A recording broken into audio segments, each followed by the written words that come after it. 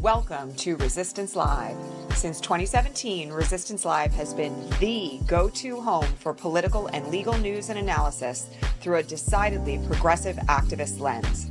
I'm your host, Elizabeth Cronise McLaughlin. I'm a former Wall Street and human rights lawyer, a lifelong organizer, and a leadership and impact consultant for all those seeking to lead big progressive change in these incredibly challenging times. To get bonus broadcasts, ask questions, and more, don't forget to become a paid subscriber to the show at patreon.com/resistancelive. And to learn more about what we do to help progressive leaders everywhere, check out GaiaLeadershipProject.com. And now, here's today's show. Hello, everybody. Welcome to the show for the 14th of October, 2025. I hope you're all doing well today. We have had just an absolutely chaotic three-day weekend. I was sitting here trying to figure out what felt like it was the top priority for today's show. And honestly, we really do have to talk about what's going on with Grijalva because there's not really any doubt at this point that Johnson is refusing to swear her in because she would be the final vote on the release of the Epstein files. Now, we know this. This is something that we've talked about here on the broadcast for the last couple of weeks. Today is 21 days, 21 days since she won her election. And there really is no longer any excuse. Today is, in fact, the deadline for Arizona to officially certify the election results in the special election that she won. So at this stage, literally, he could swear her in at any time. And there are, in fact, examples historically where when GOP reps have won a special election, they've been sworn in within 24 hours. We know Johnson is on the Hill. Grijalva is in Washington, D.C. She gave an interview last night on BBC News about the fact that she did not believe that he would delay it solely for purposes of making sure there wasn't a vote on the Epstein files. But right now, that appears to be the only rational solution. And until the House is officially back in session, which, by the way, was supposed to be today, it's going to be very difficult, I think, for him to do anything. So this is a moment, meaning he's clearly under pressure to not swear her in. This is a moment where I want to recommend to everyone that regardless of whether or not Mike Johnson represents you, if you happen to be in Louisiana, I'm sending you a big hello. But even if he doesn't, this is a great moment to call his office in Washington, D.C. and demand that she be sworn in. The phone number to do that, his direct dial in Washington, D.C., you may not reach a human being, but you can certainly leave a message, is 202-225-2777. That, again, is 202-225-2777. And I strongly recommend at this point that everyone make their voices heard because this is affecting the totality of the representation in the House of Representatives, not just one particular district in Arizona at this point. We need her seated. She deserves to be seated. She won her election. Any delays right now have been intentional. There's really no other way to put it. There's nothing that is stopping him from swearing her in. It was 7 days ago today that he was asked by the press when he would do it. And he said, we'll do it whenever she wants. She's been trying to get herself sworn in now for 3 weeks. So, this yet again is a confirmation of the fact that whatever is in the Epstein files concerning Donald Trump is absolutely damning. And I think there's an argument to be made at this point, by the way, just to make it really clear that this government shutdown, I didn't start out this way, but I'm leaning in this direction now. This government shutdown may in fact be something that is not just engineered to kind of dismantle government, but is also dismantled to keep the House and the Senate out of session. So that this kind of thing, this vote that they have been avoiding, I'll remind everybody, Johnson already sent the House home early in August for the August recess so that this vote couldn't take place. Now we have a situation where we have Republicans and Democrats coming together to vote to release the Epstein files. Thomas Massie, never would have guessed this. Again, I have to remind you all, on the Republican side of the fence, Freedom Caucus member is leading the charge to have these files released. And all of this at this point looks very much like an attempt to simply stop a single vote. And that is namely the vote to bring to the floor of the House whether or not the Epstein files should be released. So again, great moment to call his office, make your voice heard. He is the Speaker of the House of Representatives in that capacity. He's third in line for the presidency. It's not like he doesn't represent all of us to some extent. And I think this is the moment to really begin laying into his office from the standpoint of advocacy. So make your phone calls today about that. It's very important. I personally am really upset that she hasn't been seated yet. Apart from anything else, this was a really important special election. It gets us an extra vote in the House, and they're playing games. I woke up this morning thinking about Mitch McConnell stopping Merrick Garland when he was a Supreme Court nominee from even speaking to Republican members of the Senate, completely shut down a vote. And that, by the way, is how the GOP and MAGA were eventually able to take control of the Supreme Court with a 6-3 majority. This feels very much the same way, and we cannot allow this to slide. So I truly want people to be making their voices heard on this. If you haven't done so already, it's time. Thank you to those of you in the comments today who are saying you've already done that. All right.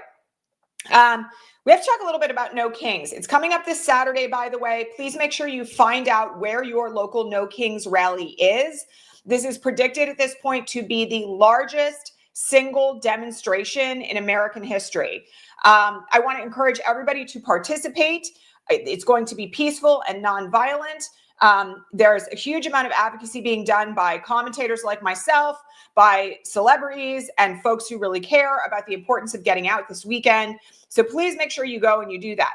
That said, I do want to take a moment to just talk about what's happening inside the administration about this particular series of events, because there's no question, if you've been watching it, that they're really scared about No Kings. They're claiming that all of us are paid protesters. I don't know about you, but George Soros isn't paying my rent. And I always have to laugh at that because it's so ridiculous. Like the idea that George Soros or some big Democratic Party donor like Reed Hastings is going to pay like 1 million people to be in the streets this weekend. No, that's clearly propaganda. All right. But then in addition to that, I do just want to mention that, you know, we have folks out there claiming, like in the administration, claiming that it's totally all right for Donald Trump to shut down free speech, claiming that everybody who is exercising their First Amendment right to protest and petition the government right now for change is somehow a member of Antifa, which, of course, as we all know, is not an organization. It's a philosophy, right? Like anti-fascist. So, you know, again, they're making a lot of noise about this. They're clearly terrified, but I also just want to reassure all of you that an enormous amount of planning is going into No Kings. My understanding is that there has been safety training for people who are going to be running these events. That's similar to what happened for the first No Kings back in June. There was a safety briefing that was held for that one that I happened to attend. I did not attend what they're doing for this one, but there are legal representatives being trained. There is safety protocols being put into place. My hope is that every organizer in the country who has signed up for this has done a de-escalation or a bystander intervention training. But regardless, there's safety in numbers. And the prior No Kings event was entirely peaceful. So please don't fall for the kind of like threats that, you know, they're claiming that this is going to be violent. They're looking for reasons to kind of carry out violence, as we know. And so I just want to encourage everybody to please show up for that. But yeah, they're really afraid of this. And the reason why they're really afraid of it is because it is a demonstration that will show how many more of us there are than of them. When it comes down to it, you know, MAGA can't get 1 million people in the streets or 1 million plus, right? So please remember this. Like, this is an important moment to show up and express your viewpoint about what's happening in this country and to make your voice heard. All right. Very, very important. Okay. I want to talk for a second about what's happening in Portland and Chicago, because if you have not been following the news over the last few days, there has been a tremendous uptick in violence perpetrated by ICE in those communities, including raids that have been taking place that are, again, completely warrantless. They've taken away teenagers. They've taken away U.S. citizens. They've stopped people on the basis of like not having papers. Where have we heard that before? They've given people tickets for not carrying their birth certificates around. Again, these are all very bad signs in terms of what ICE thinks it can get away with. And in Portland, as in Chicago, there has been unprovoked physical violence against protesters.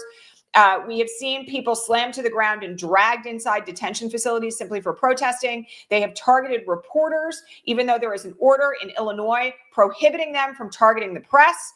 And so this is yet another reason to remember that it is important for us to be out there making our voices heard. And I want to remind everybody that not everybody has to be on the front lines. You can be incredibly effective without being out in front of an ICE detention facility. But if you do have that kind of risk assessment available to you and it feels like something that you're compelled to do, again, we need people at all levels of pushback right now.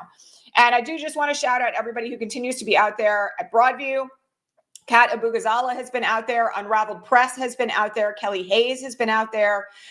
There have been some celebrities out there now. The religious folks have been out there, religious leaders. And again, this is really critical, important work because it keeps the pressure up.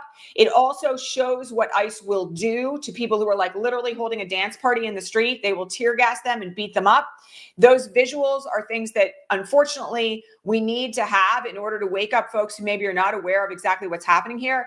And I also want to point out the importance of certain forms of agitation theater that are taking place in Portland, now also in Chicago, and as far away as Tulsa, Oklahoma, where folks are dressing up. Again, we saw the frog costume happen in Portland. That has now taken over the country. Unicorns, dinosaurs, folks in blow-up costumes all over the place, including outside of Broadview in Illinois. This has led representatives from the Department of Homeland Security claim that, people in blow-up animal costumes are hiding the violence of Antifa, which, is just hilarious to me. When literally, people are dancing around the streets, like unicorns and big blow-up panda bears.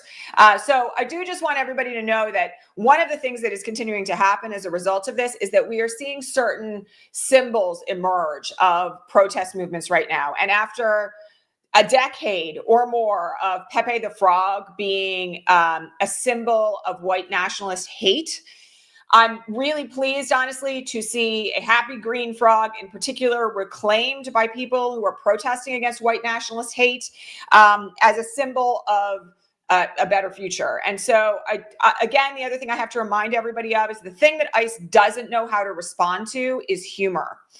And Anat Shankar-Osorio, again, fantastic progressive messaging strategist who I've interviewed a number of times.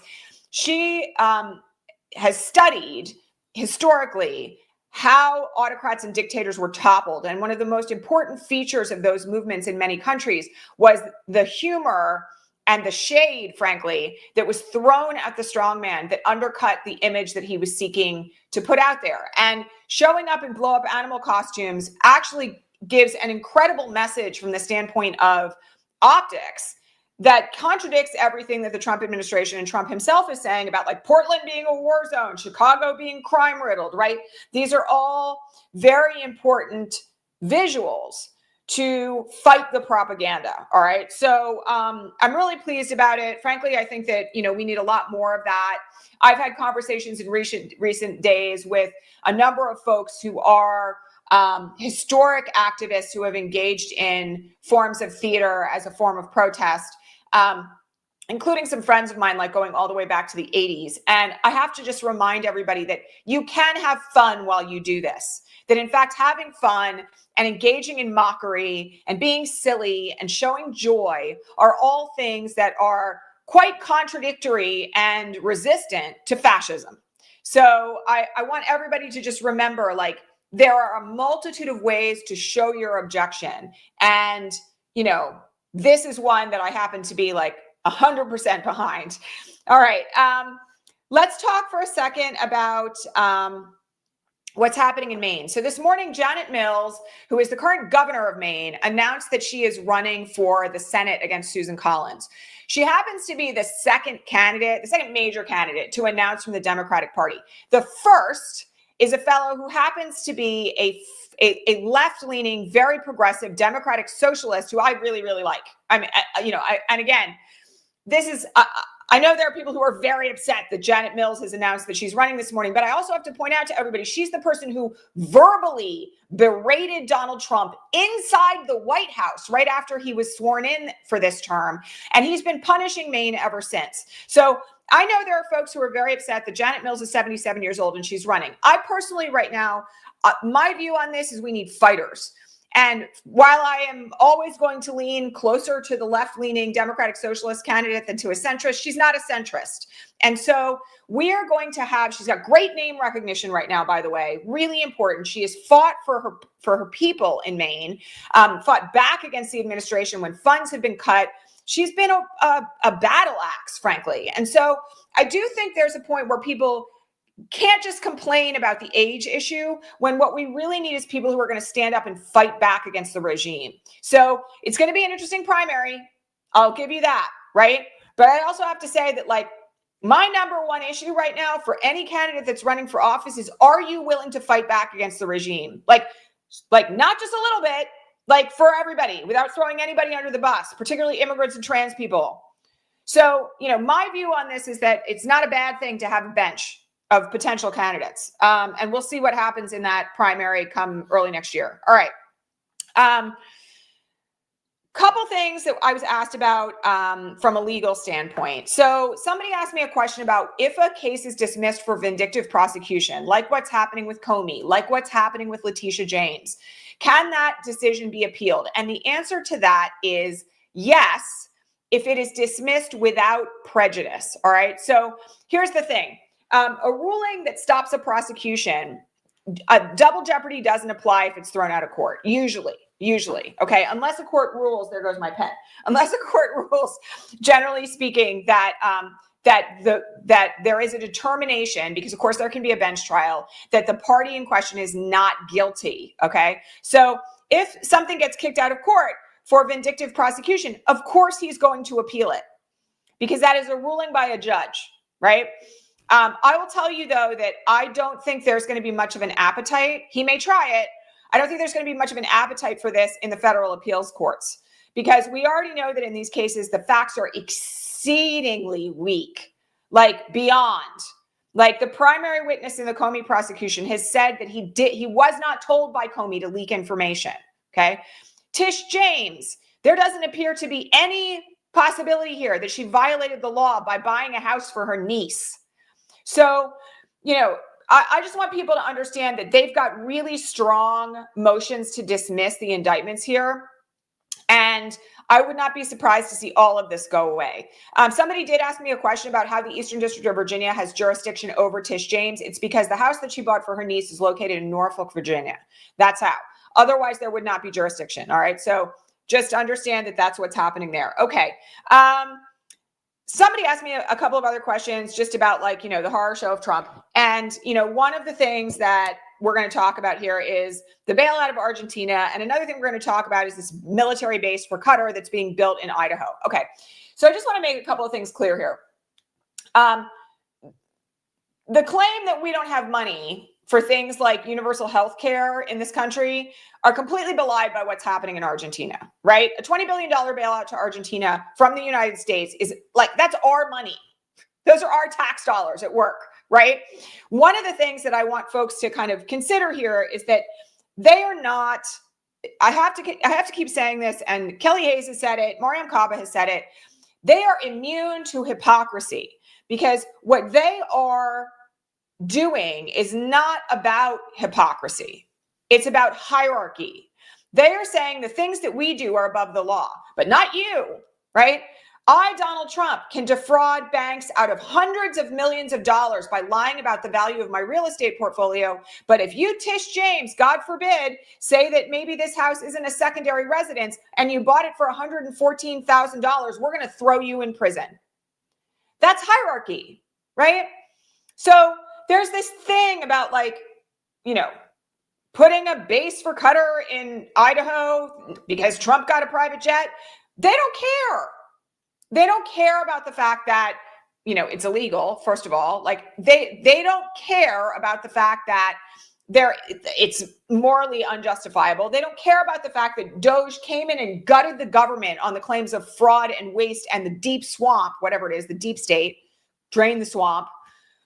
Because what they want is to be able to operate above the law. So I just want everybody to understand that there's not any point to calling out the hypocrisy, okay? They don't care that we call them hypocrites.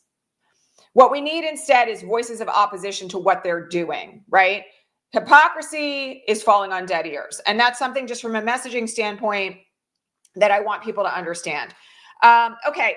We have apparently, finally, maybe sort of a ceasefire deal between Israel and Hamas. I want to just point something out, notwithstanding that this deal has allegedly been completed and Israel has allegedly withdrawn their forces from the Gaza Strip.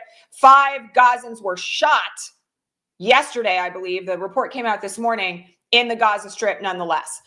A lot of folks are very concerned about whether or not Bibi Netanyahu, who we all know is likely to go to prison when this whole thing is over because of his own corruption scandals, is actually going to keep to the peace deal. But we have seen hostages released. We have seen hundreds of people who were tortured in Israeli prisons, who were told that their families had been murdered as a form of torture, have been released now as well. And so, you know, my hope is that it sticks. That's like kind of all I can say about it at this point. My hope is truly that it sticks. And that, you know, we end up with a viable 2-state solution. However, I just want to say one thing about this because, you know, Time Magazine has now been bought by Mark Benioff, the CEO of Salesforce, who just in the last few days has come out as very pro-Trump after like having campaigned for Hillary Clinton, right? Used to be considered like the one good billionaire in Silicon Valley. I happened to do some work with an executive at his company a long, long time ago. And at the time, he was considered very progressive. Well, now he owns Time Magazine. And he did a cover of Trump. Time Magazine did a cover of Trump that is like about as Leni Riefenstahl-esque a piece of propaganda, including using language that was used in reference to Hitler on the cover about Trump achieving this peace deal. So I just want to point something out here, okay? Like Biden got more hostages released than Trump, okay? Trump was not the only person involved in this deal. Neither was Marco Rubio. We had like 4 nation states in the Middle East participating in these negotiations. And he could have stopped this pretty much at any time by refusing to fund Israel. So for everybody who is claiming that somehow this is like Trump's victory, I just have to call bullshit on that. And also, as I said on Friday, we owe him nothing, okay? I personally am really bothered, frankly, by the way in which this is being spun into a huge propaganda machine kind of thing. We had Jared and Ivanka in the middle of Hostage Square for a big event the other night. And, you know, it's a lot. Like, it's a lot. So I just truly want everybody to understand that, like, you don't owe him fealty. He did not end this, okay? And again, we have to be very, very mindful of not falling prey to the propaganda that's flying around on the internet and in the mainstream media, and understand, right, where he has sat on this all along. All right. I have to talk about one thing that's not really getting any major coverage in the mainstream press right now because it's very significant. And it's also kind of emblematic of where we are right now with a completely decimated FEMA. So the remains of a very significant hurricane hit Western Alaska in the last few days. And that has resulted in dozens of homes with people in them in predominantly indigenous communities being swept out in those homes into the Bering Sea. There are no rescue missions being conducted except by private owned, like prop planes, basically. There's no relief coming into that region. FEMA is not on the ground. And it's devastating and scary and really, truly a sign of what happens when federal emergency management does not exist. Okay. Like, people are dying. There are reports this morning that they are finding bodies. And that's on top of the fact that there's footage of mothers and babies sitting on couches inside their homes, photographs while their homes are filling up with water at the edge of the sea. So one of the things that I just have to point out here is that we neglect in this country and in mainstream media the plight of indigenous people routinely. And one of the reasons I suspect why this is not getting the kind of coverage that we would get, say, if a hurricane hit New Jersey, is because of the population involved. So I have shared some links this morning on my Blue Sky. I would really, really, really encourage you to amplify this because it's so upsetting. I mean, I've seen footage of a home being swept out into the Bering Sea. I just have to remind you all, like, that's where they filmed that famous reality show, Deadliest Catch, where if you fell overboard and you were in that water for more than 10 seconds, you were dead. I've seen footage of people sitting on a roof of a house as it was swept out to sea. So, please raise awareness about this. And, again, this is a situation where if there's enough public outcry and pressure, we might actually be able to get some funds routed in the right direction there. I personally find it just horrifying and painful that the only rescue operations that are going on there are literally by private prop plane owners who are simply like getting in the plane and flying out into the Bering Sea to see if they can see a house that's floated away. Just awful, unspeakably, like I can't even fathom being a mother of small children and having that happen. So please amplify that story. Hopefully there will be some issuance of aid there, but you can also make some phone calls to Lisa Murkowski's office if you would care to, and ask her what she intends to do to help the people she's supposed to represent, because they're in it. All right. That's it for today, my friends. We're in for kind of a crazy week here. I will just tell you, we're in the coming into the third week of the government shutdown.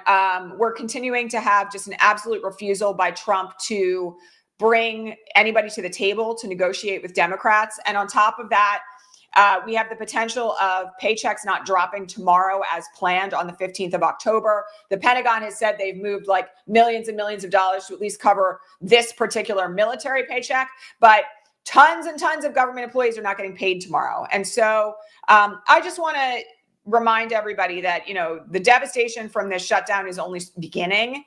And also to remind everybody to please donate to your local food banks, money, food, or your time. Because one of the things that is in the offing here, frankly, with people not getting paid, including baseline government workers who are not considered essential, those people live all over the country. And if they're not getting paid, they're not making their rent, they don't have money to eat. Again, we've really got to take action here to help defend our own communities from this kind of economic violence, because that's what it is. All right, everybody, please also make sure you sign up for No Kings. You don't have to fill out actually, you don't even have to sign up. Just find out where your No Kings event is. You don't have to give them your email address. Please plan on showing up on Saturday. And as always, please like this broadcast and subscribe wherever you're listening: YouTube, Spotify, Apple, iTunes, any platform where you're listening on podcast. Last note, we have an ongoing fall promotion now to join our Patreon to support this broadcast. Using the code FALL2025, you can get 20% off new annual subscriptions between now and the end of the year. We did this for the last month to announce the podcast, and we just decided that times are tough. Maybe people would join us and consider supporting the broadcast with that ongoing discount through the 31st of December. So please join us if you have not yet done so already, and support the work that we do here.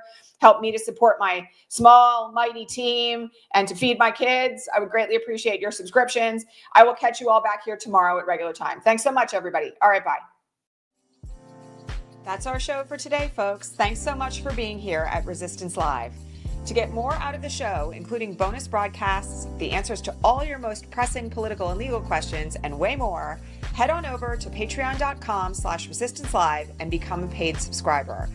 And don't forget to hit subscribe here on your favorite podcasting platform to make sure that you never miss an episode. See you next time.